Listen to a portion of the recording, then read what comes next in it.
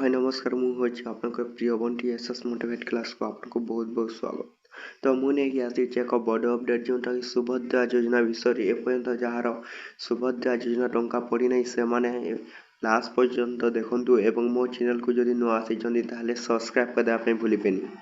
चलो स्टार्ट करबा हमर न्यू जोटा कि सुभद्रा योजना विषय जे पर्यंत आपनकर पैसा पड़े नहीं सेमिति एमिति वीडियो माने मो चैनल रे आसीबो देखंतु।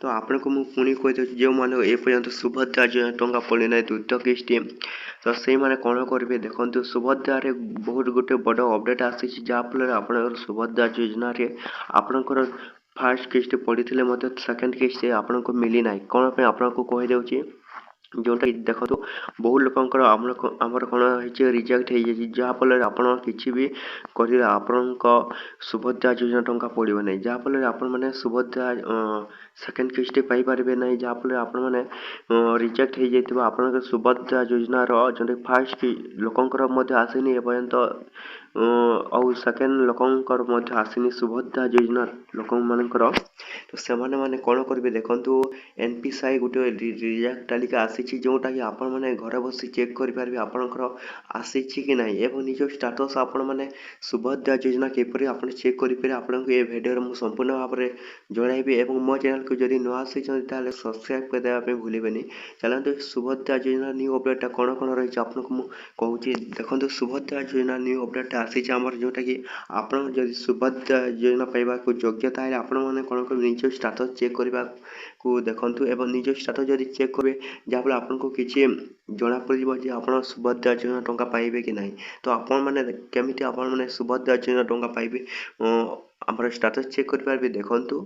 तो सुभद्रा .odisha.gov.in आप सर्च कर सर्च कर सारापर देखो एपरी एक इंटरफेस आसो जहाँकि आमर सुभद्रा योजनार प्लाटफर्म खोल जोटा कि आपण मैंने देखिपे आम आवेदन स्थिति उपर क्लिक करेंगे आवेदन स्थिति उपर क्लिक कर सारा एपरी एक इंटरफेस आसो जोटा कि आपको मांग निजर सुभद्रा योजनार जोटा कि आपणकर आधार नंबर तो आधार नंबर ये आपने कौन करेंगे देखु निजर आधार नंबर दे सारा मो कौन ये डेस्कटॉप साइड गोटे अच्छे ऑप्शन टे आसी से मैंने कौन करेंगे दे सारापर आप निजर दे सारा निजर लॉगिन ऑप्शन आसी से लॉगिन ऑप्शन को आपण मैंने क्लिक करदे आपंकर स्टाटस जना पड़े जोटा कि आप सुभद्रा योजना टंका कहीं आपने सुभद्रा योजना टंका पाई ना। तो सही एपरी आपण मैंने कौन करेंगे सुभद्रा योजना निज स्टाटस जो चेक करने चाहते तो निज आधार नंबर एवं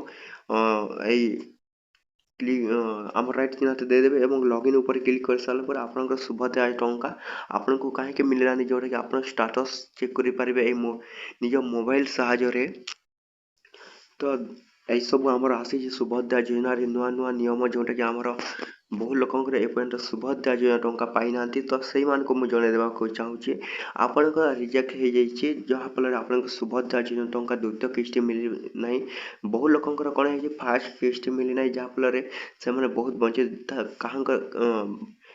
कहारी कौन है एज है ना। तो कहारी एज 21 वर्ष होते से कौन जानते जार रेशन कार्ड ना कटि गई से सुभद्रा योजना टंका जो 5,000 टंका आसी ना जहाँफल आपंकर किसी सहायक हो पारे जोटा कि आम सुभद्रा योजना टंका।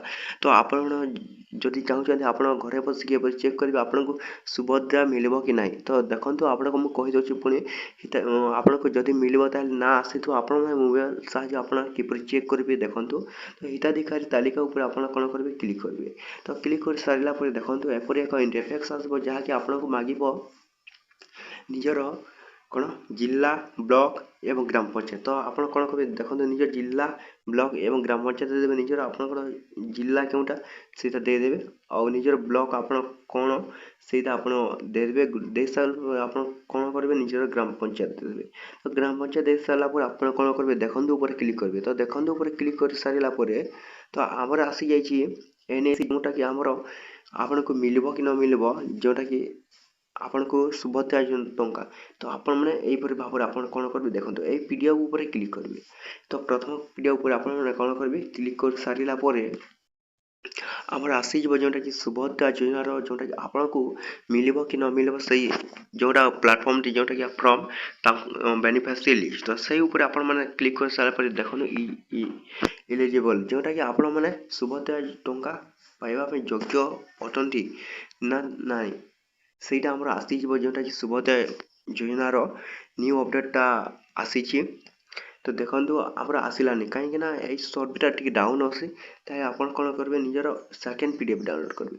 ସେକେଣ୍ଡ PDF ଡାଉନଲୋଡ଼ କରି ସାରିଲେ ଡାଉନଲୋଡ଼ ଆଗେନ୍ କରିବେ। ଡାଉନଲୋଡ଼ ଆଗେନ୍ କରି ସାରିଲା ପରେ ଦେଖନ୍ତୁ ଆମର ଆସିଯିବ ଯେଉଁଟାକି ଏଇ ଲୋକଙ୍କର ଯେଉଁଟାକି କନ୍ଧୁମୁଣ୍ଡା ଏବଂ ଏନେ ଏଇ ଲୋକଙ୍କର ଆମର କ'ଣ ହେଇଛି ଇଲିଜିବଲ୍ ହେଇଯାଇଛି। ଇଲିଜିବଲ୍ ହେଇସାରିଲା ପରେ ସେମାନଙ୍କୁ ଆମର ଆସିବନି ଯେଉଁଟାକି ଆମର NNFSA ଯେଉଁଟାକି ସୁଭଦ୍ରା ଯୋଜନା ଟଙ୍କା, ତ ଏଇ ଲୋକଙ୍କର ଯେଉଁଟାକି ଆସିବ ନାହିଁ ଆମର ସୁଭଦ୍ରା ଯୋଜନା ଟଙ୍କା। ତ ଆପଣମାନେ ଧ୍ୟାନ ଦେଇକି ରୁହନ୍ତୁ ଯେଉଁଟା ଇଲିଜିବଲ୍ ଏବଂ ରିଜେକ୍ଟ ହେଇଯାଇଛି ସେମାନଙ୍କୁ ଆମର ସୁଭଦ୍ରା ଯୋଜନା ଟଙ୍କା ଯେଉଁଟାକି ଆମର